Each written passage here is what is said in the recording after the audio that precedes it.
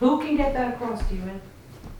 Hey Ma, do you know what bursts my bubble? What burst your bubble? I like to imagine somebody rich, powerful, or famous knew of me when I was about 20 years old, and they were filming things about me with the intention of making me a superstar, with the intention of making me in a group like the Beatles. Do you think this is true?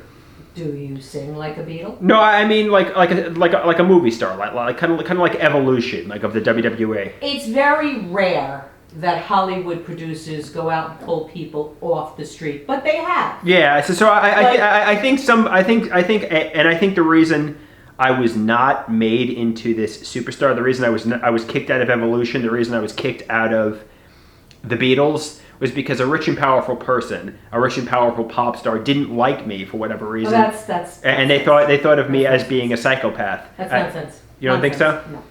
There are many rich people, stars that have severe mental illness. Right. Many.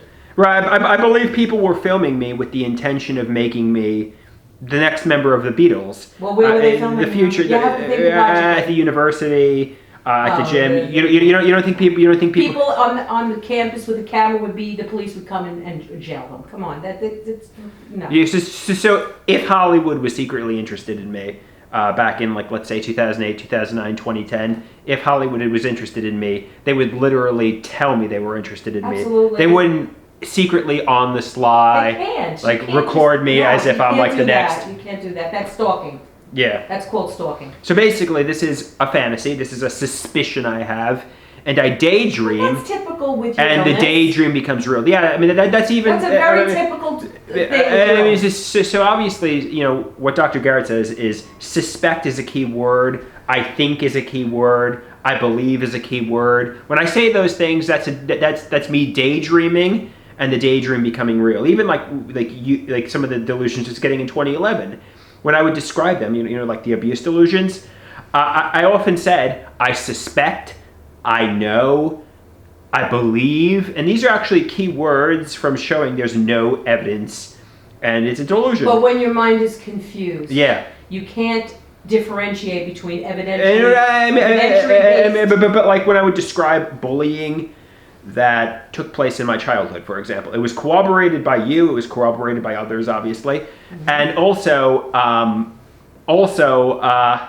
was able to describe it in great detail, and right. I would not use words like I suspect. This happened. I would say this is 100% what happened. You know what I mean? And when you talk to your doctor about those said things, you know what 100% happened and what didn't. Right. So getting the so actually, if I really think about it, when I really think of delusions, it's I suspect, I daydream, and I start to daydream about the things that I suspect, and the daydreams become real. And the reason I'm living in this fantasy world is because I have no friends. Is because I'm you're dependent, and I'm living alone in my head. The key to recovery is getting a girlfriend, basically. I mean, recovery let's call a spade a spade. The key to recovery is getting romantically involved and meeting friends. Not just that. It's accepting. One of the major issues here, and they say, I'm like, when somebody's needs aren't being met, like a baby. When a baby is hungry, it often cries and lashes out and blames its parents because its parents feed it. You know what I mean? That when a baby is hungry, its parents feed it. Basically, I'm hungry for a girlfriend. I really want a girlfriend. But and it's my responsibility to meet a girlfriend. But I often blame my parents, say my parents are abusers and monsters, because I'm dependent. And because you're the only ones that you can abuse. Well, because I'm dependent. I'm like a baby, and I want mommy and daddy to feed. But you're making yourself dependent. I want mommy and daddy to feed me a girlfriend.